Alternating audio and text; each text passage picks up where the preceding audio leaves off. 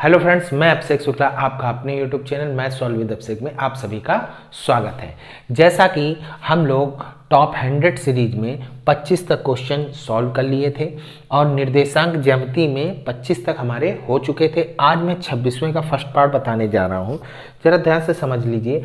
अच्छा, एक बात आप लोगों को और बताना चाहता हूँ कि अगर हमारे चैनल पर आप लोग नए हैं तो आप लोग पिछली वीडियो सब्सक्राइब कर लें और पिछली वीडियो में जा करके पूरे इससे 25 क्वेश्चन देख सकते हैं। जितनी भी प्रश्न है जो आपके एग्जाम में आएगा इसी प्रकार का आएगा। हो सकता है ये आ जाए, हो सकता है इसी प्रकार का आ जाए, ठीक है। इस वजह से आप लोग अगर अन्य प्रकार के भी प्रैक्टिस करना चाहते हैं तो आप अनसॉल्व में या किसी अन्य क्वेश्चन बैंक से अन्य प्रकार के क्वेश्चन की तैयारी कर सकते हैं। प्रकार यही रहेगा, डिजिट आपकी बदल सकती है। जैसे इसमें हो सकता है 1,2 लिखा है, 7,0 लिखा है, हो सकता है एग्जाम में 3,4 आ जाए, 5,8 आ जाए, ठीक है। x, y की जगह a, b आ जाए। तो ये ध्यान रखिएगा, आप जो भी तैयारी कर रहे हैं उस तैयारी करते समय ये मतलब फोकस कर लीजिएगा कि इस तरह का अगर कोई भी क्वेश्चन आ जाए तो हमको नहीं छोड़ना है, ध्यान रखिएगा। खैर, आगे बढ़ते हैं। इसमें कह रहा है x और y में एक संबंध ज्ञात कीजिए जबकि बिंदु x, y 1,2 और 7, संरेख। मैं बार बार एक ही बात दोहरा रहा हूं कि संरेखी शब्द आ गया तो समझ जाइए कि हमको त्रिभुज का क्षेत्रफल बराबर 0 लिखना है, क्योंकि कह रहा संरेखी है, सिद्ध नहीं करना है। अगर सिद्ध करना होता संरेखी है तो त्रिभुज का क्षेत्रफल लगाते रहते, 0 आ जाता। खैर, त्रिभुज का क्षेत्रफल का फॉर्मूला होता है 1/2 x1 y2 minus y3 plus x2 y3 minus y1 plus x3 y1 minus y2 is equal to 0। अब आप लोगों को समझ में आ गया होगा कि त्रिभुज का क्षेत्रफल का ये वाला फॉर्मूला कितना इंपॉर्टेंट है। ज़्यादातर मैंने जितने क्वेश्चन बताए हैं उसमें से 70% तो इसी फॉर्मूले का यूज हुआ है, ठीक है। इस वजह से इस फॉर्मूले को नेग्लेक्ट नहीं करना है, इस फॉर्मूले को बहुत अच्छी तरह से याद करके करना होगा। अब 1/2 को 0 में भेज देंगे। x1 की वैल्यू क्या है, इसको आप x1 y1 मान लीजिए, इसको आप लोग x2 y2 मान लीजिए, इसको आप लोग x3 y3 मान लीजिए, ठीक है। अब चलिए वैल्यू रख लेते हैं। x1 की वैल्यू हमारे पास x दे रखी है, y2 की वैल्यू हमारे पास 2 दे रखी है, माइनस y3 की वैल्यू हमारे पास 0 दे रखी है, प्लस x2 की वैल्यू हमारे पास 1 दे रखी है, y3 की वैल्यू हमारे पास 0 दे रखी है, 23, 31, 12, ठीक। y1 की वैल्यू हमारे पास y दे रखी है, प्लस x3 की वैल्यू हमारे पास 7 दे रखी है, y1 की वैल्यू हमारे पास y दे रखी है, माइनस y2 की वैल्यू 2 दे रखी है। खैर, इज इक्वल टू 0। 1/2 को हमने 0 में भेज दिया। x का मल्टीप्लाई करा देंगे 2x minus y plus 7y minus 14 is equal to 0। अब हम लोग 2x 7y में से y गया तो प्लस का 6y is equal to minus का 14 वहाँ भेज दीजिए, इज इक्वल टू 14 हो गया, प्लस का 2 कॉमन ले लीजिए आप तो x plus 3y is equal to 14, 2 को बटे में भेज दीजिए, x plus 3y is equal to 14/2 कितना हो जाएगा 7। यही हमारा समीकरण है। 4 लाइन का प्रश्न है, ठीक। 4 नंबर में पूछ लिया जाता है, कभी 2 नंबर में भी आता है, कभी 4 में भी आता है। बहुत सिंपल है, इसको आप लोग ऐसे हल कर लीजिएगा। नेक्स्ट क्वेश्चन में आते हैं। प्यारे बच्चों, नेक्स्ट क्वेश्चन हमारा क्या कह रहा है, यह भी बहुत इंपॉर्टेंट क्वेश्चन है, ठीक है। क्वेश्चन में कह रहा है x और y के बीच संबंध ज्ञात कीजिए जिससे कि बिंदु x, y, मतलब ये वाला जो बिंदु है वो बिंदुओं, मतलब 2 बिंदु दे रखे हैं 3,6 और -3,4 से समदूरस्थ हो। समदूरस्थ मतलब समान दूरी पर हो।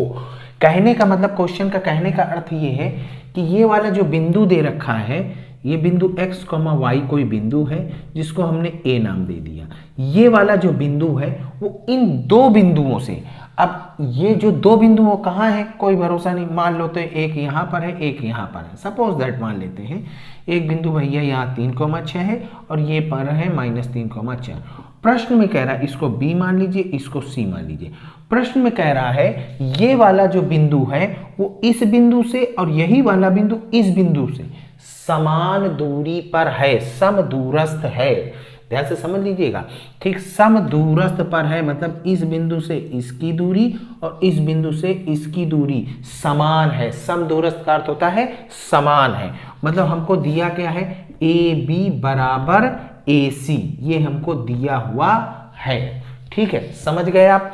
ठीक, ये प्रश्न में कह रहा है तो A से B की हम पहले दूरी निकाल लेते हैं। A से B की दूरी का फॉर्मूला क्या निकलेगा, √x1, पहले AB की वैल्यू निकालना है, A से B की दूरी x1, इसको x1 y1, इसको x2 y2, x1 minus x2 मतलब कि x माइनस 3 का whole square plus y1 minus y2 मतलब y माइनस 6 का whole square is equal to A से C की दूरी, A से C की दूरी x1 माइनस, जैसे यहाँ पर माइनस चिन्ह लगा है तो x1 माइनस माइनस ये +3 हो जाएगा, √x प्लस 3 का whole square plus y minus 4 का होल स्क्वायर, यहाँ क्या आ जाएगा y माइनस 4 का होल स्क्वायर। अच्छा, चूंकि रूट लगा है तो रूट हटाने के लिए हम लोग क्या कर देंगे, दोनों पक्षों का वर्ग कर देंगे, दोनों पक्षों का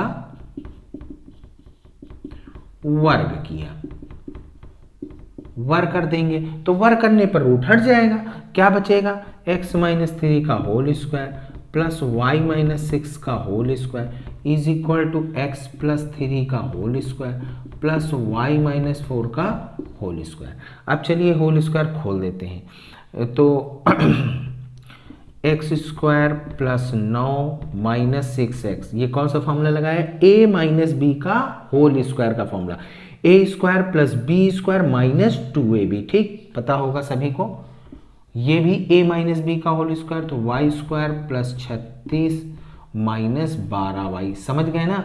a माइनस बी का होल स्क्वायर फॉर्मूला लगाया है, ये a माइनस बी का इसमें भी होल स्क्वायर फॉर्मूला लगाया है, यहाँ पर a प्लस बी का होल स्क्वायर लग जाएगा, x square plus 9 plus 6x, y square plus 16 minus 8y, सभी को समझ में आ गया होगा। यहाँ a माइनस बी का होल स्क्वायर, सबको आप एक तरफ उठा लाइए, ठीक है, चाहे इसको वहां ले जाइए चाहे इसको यहां ले आए।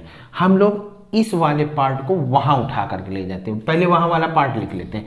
वहां वाला पार्ट क्या दे रखा है, ध्यान से देखिएगा, वहां वाला पार्ट लिखा है x स्क्वायर, चलिए सीरियल से लिख लेते हैं जो भी लिखा हो, plus 9 plus 6x plus y square plus 16 minus 8y, ठीक है, ये वाला पार्ट मैंने पहले लिख लिया। अब ये वाला जितना पार्ट है ये उधर ले जाएंगे, ये प्लस का है उधर जाएगा माइनस का x स्क्वायर, ये प्लस का 9 है उधर जाएगा माइनस 9 हो जाएगा। अब माइनस का 6 है उधर जाएगा प्लस का 6 है, प्लस वाई स्क्वायर उधर जाएगा माइनस का वाई स्क्वायर, प्लस का 36 उधर जाएगा माइनस का 36, माइनस का 12y उधर जाएगा प्लस का 12y इज इक्वल टू में इधर क्या बचा 0। जितना भी पार्ट था हम सबको वहां ले गए। अब देख रहे हैं कौन से कट रहे हैं, ये प्लस का x स्क्वायर है माइनस का स्क्वायर कट गया, ये प्लस का 9 है ये माइनस का 9 कैंसिल हो गया, ये 6x जुड़ जाएगा, खैर वो तो हटाओ, प्लस का वाई स्क्वायर माइनस का वाई स्क्वायर ये भी कट गया, और भी कुछ कट रहा है और कुछ नहीं कट रहा है, खैर हटाइए। 6x प्लस का है 6x प्लस का है 12x 12x हो गया। अब y वाले देख लेते हैं, माइनस का 8y और प्लस का 12y, ये दोनों माइनस हो जाएंगे तो 12 में से 8 गया, कितना बचा प्लस का 4y, ठीक है। और बाकी क्या बचा है, हाँ माइनस 36 प्लस 16, 36 में से 16 गया माइनस का 20 आ गया इज इक्वल टू 0। अब आप लोग चाहो तो 4 कॉमन आ रहा है, 4 कॉमन लेकर के 0 में भेज देंगे, ठीक है। जैसे ही 4 कॉमन लेंगे तो आ जाएगा 4 3 12 प्लस वाई माइनस 5 बराबर 0। 4 को 0 में भेज देंगे तो बन गया 3x प्लस वाई माइनस 5 बराबर 0। आप चाहो तो ऐसे छोड़ दो, और बहुत से लोग ऐसे भी करेंगे कि -5 को वहाँ भेज देंगे, तो 3x plus y is equal to 5। ये भी आंसर सही है, ये भी आंसर सही है। आप कुछ भी लिख देंगे, चाहे ये लिख देंगे तब भी आपको पूरे अंक मिलेंगे, ये लिख देंगे तब भी आपको पूरे अंक मिलेंगे। ये 4 को कहाँ भेज दिया, 0 का बट्टे में भेज दिया, पूरा 0 हो गया। ठीक है, आप लोग समझ गए होंगे। सिंपल क्वेश्चन है लेकिन बहुत ज्यादा इंपॉर्टेंट क्वेश्चन है, ध्यान से समझ लीजिएगा। अब हम लोग आगे बढ़ते हैं मेरे प्यारे बच्चों। अब नेक्स्ट क्वेश्चन हमारा क्या कह रहा है, देखिए 27वें का फर्स्ट पार्ट कह रहा है, यदि बिंदु P, Q, M, N तथा इतना संरेख हो तो सिद्ध करो कि। वैसे इस क्वेश्चन का बताने का मेरा तात्पर्य था नहीं, लेकिन चूंकि थोड़ा सा कैलकुलेटेड है इस वजह से बताना पड़ रहा है। क्यों? क्योंकि आप लोगों को ये क्वेश्चन बहुत आराम से आ जाएगा। संरेख शब्द कह दिया है तो संरेख का अर्थ आप लोगों को पता है क्या होता है। संरेख का मतलब ही होता है त्रिभुज का क्षेत्रफल बराबर 0। ठीक है, अब हम लोग त्रिभुज का क्षेत्रफल 1/2 x1, ये हमने पहले से नामकरण कर रखा है। ठीक है, x1 ये है, पहले फॉर्मूला लिख देते हैं जिससे आपको कंफ्यूजन ना हो। x1 y2 minus y3 plus x2 y3 minus y1 plus x3 y1 minus y2 is equal to 0। 1/2 0 में गया, 0 हो गया। x1 हमारा कितना दे रखा है, p दे रखा है, p लिख दीजिए। y2 हमारा कितना दे रखा है, n दे रखा है, माइन। y3 हमारा q माइनस n है, और जैसे ही माइनस का अंदर मल्टीप्लाई कराएंगे तो माइनस का q प्लस का n हो जाएगा। इस चीज का ध्यान रखिएगा। ठीक है, प्लस यहीं पर गलती होती है, गलती यहीं पर होगी आपको कि आप q माइनस n डायरेक्ट लिख देंगे। ठीक, अब वो हो जाएगा पूरा क्वेश्चन गलत, इसलिए अभ्यास जरूर कर लीजिएगा। ठीक, बार बार हम कह रहे हैं कॉपी में अभ्यास जरूर कर लीजिएगा। x2 हमारा कितना है, m है। y3 हमारा q माइनस n है, माइनस y1 हमारा कितना है, q है, प्लस x3 हमारा कितना दे रखा है, p माइनस m, और y1 माइनस y2, y1 कितना दे रखा है हमारा, y1 है q माइनस y2 है n इज इक्वल टू 0। खैर इतना आ ही गया है। अब इसमें से देखो प्लस q है और माइनस q है, कैंसिल हो गया। खैर अच्छी बात है, कैंसिल हो गया है। अब हम लोग जरा मल्टीप्लाई करा लेते हैं। चलिए सबका multiply, pn minus pq plus pn, m का n में मल्टीप्लाई होगा, mn आएगा, लेकिन माइनस का आएगा क्योंकि माइनस लगा है, माइनस का mn। p का q में गुणा होगा तो pq, p का n में गुणा होगा माइनस का pn, माइनस m का n q में गुणा होगा minus mq, minus minus plus का mn इज इक्वल टू 0। खैर कुछ कट रहा है, देख लेते हैं। हाँ, ये देखिए प्लस का pn है और माइनस का pn है, कट गया। ये प्लस का mn है और ये माइनस का mn है, कट गया।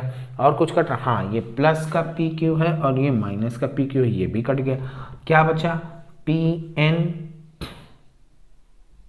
Minus mq is equal to 0।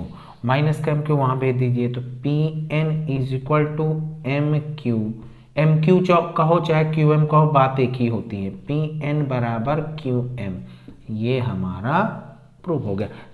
4 line का प्रश्न है, 4 नंबर आपको दे देगा। इस तरह का क्वेश्चन जरूर आएगा, फ्री के नंबर हैं ये। अब नेक्स्ट क्वेश्चन में आते हैं मेरे प्यारे बच्चों।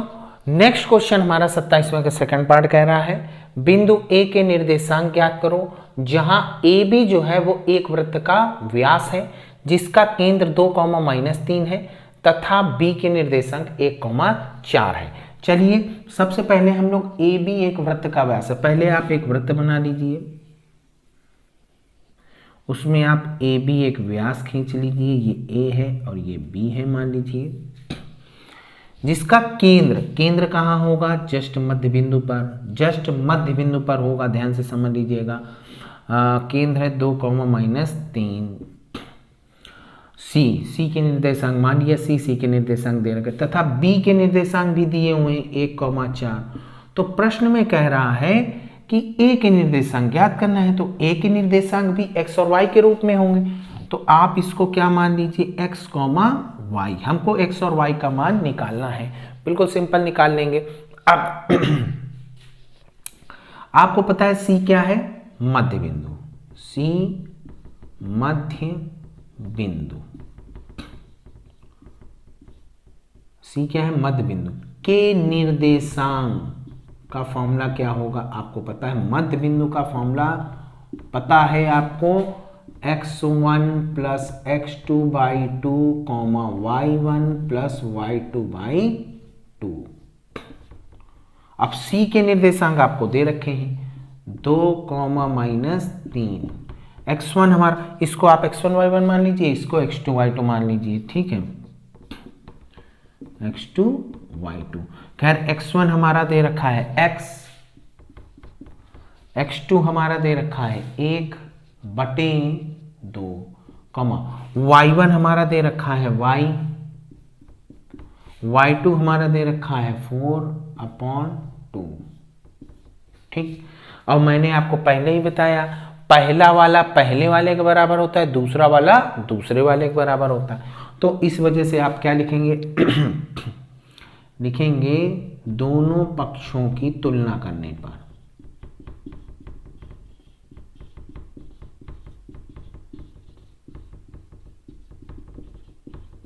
मतलब x + 1/2 बराबर 2, 2 का वहाँ गुणा हो जाएगा, लाइन खींच लेते हैं, 2 का वहाँ गुणा हो जाएगा तो x + 1 = 4 हो गया। तो x बराबर 4 - 1, तो x बराबर आ गया 3। ठीक है, अब चलिए दूसरा वाला तुलना कराते हैं, y + 4/2 = -3। 2 बटे में हम आ जाएगा, गुणे में हो जाएगा, -6 हो जाएगा, प्लस का 4 वहाँ आ जाएगा, माइनस का हो जाएगा, -6 - 4, तो y का मान आ गया -10। अब x का मान भी पता चल गया, y का मान भी पता चल गया, तो a के निर्देशांक क्या आ गए, x और y का मान पता ही चल गया। लिख दीजिए, अतः a के निर्देशांक होंगे, कितने होंगे, x, y, 3, -10। यही हमारा आंसर है। अब हम लोग नेक्स्ट क्वेश्चन में आते हैं मेरे प्यारे बच्चों। नेक्स्ट हमारा क्वेश्चन कह रहा है, 28वां क्वेश्चन है, यदि बिंदु A, B तथा C से बने त्रिभुज का क्षेत्रफल 6 वर्ग इकाई हो तो सिद्ध करो कि x + y = 15। हमको त्रिभुज का क्षेत्रफल दे रखा है, मतलब 3 बिंदु है, तो हम लोग तुरंत लगा देंगे त्रिभुज का क्षेत्रफल। हमको दिया है त्रिभुज का क्षेत्रफल, क्वेश्चन में कह रहा है 6 है, तो त्रिभुज का क्षेत्रफल बराबर 6 वर्ग इकाई दे रखा है। और त्रिभुज का क्षेत्रफल का फॉर्मूला क्या होता है, 1/2 x1 y2 - y3 plus x2 y3 - y1 plus x3 y1 - y2 = 0।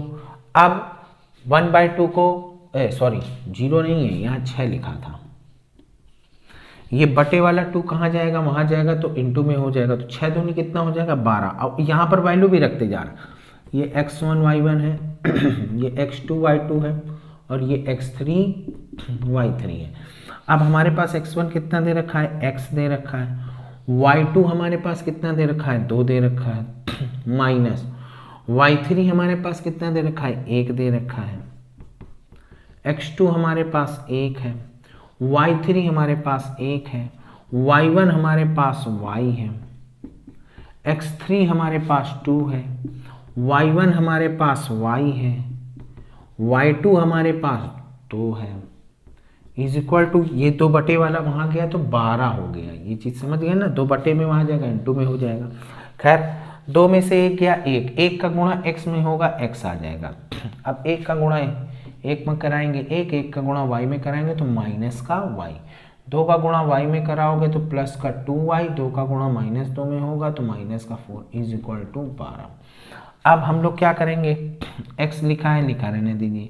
2y में से y गया तो 1y बचा, वो भी प्लस का, क्योंकि प्लस वाला बड़ा है, ठीक है। 2y में से y गया तो 1y बचा, वो भी प्लस का। अब -4 और +1 जुड़ेगा घटेगा, घटेगा क्योंकि एक माइनस में है एक प्लस में है, अगर एक प्लस और माइनस में होता है तो घटता है। तो 4 में से 1 गया, 3 बचा। चिन्ह कौन सा आएगा, माइनस का कि प्लस का? स्वाभाविक बात माइनस का आएगा क्योंकि माइनस वाला बड़ा है। इज इक्वल टू 12, माइनस का 3 वहाँ जाएगा, प्लस का हो जाए तो x प्लस वाई बराबर 12 प्लस 3, तो x plus y equal to कितना आ गया, 15 आ गया। ठीक प्यारे बच्चों, समझ गए होंगे आप लोग, बहुत ही सिंपल क्वेश्चन है। अब आज हम यहीं तक रखते हैं, कल फिर आपको इसके आगे क्वेश्चन बताएंगे। 1 ही 2 क्वेश्चन अब और बाकी हैं, वो भी बता करके कंप्लीट करवा देंगे। फिर उसके बाद सबसे मेन इंपॉर्टेंट चैप्टर त्रिभुज स्टार्ट करेंगे, ठीक है। क्लास मिस मत करिएगा। अगर अभी आप लोग नए हैं तो चैनल को सब्सक्राइब कर लीजिए, जिससे कि आप टॉप 100 क्वेश्चन में इसका लाभ उठा सकें। आज के लिए इतना ही, धन्यवाद, नमस्कार।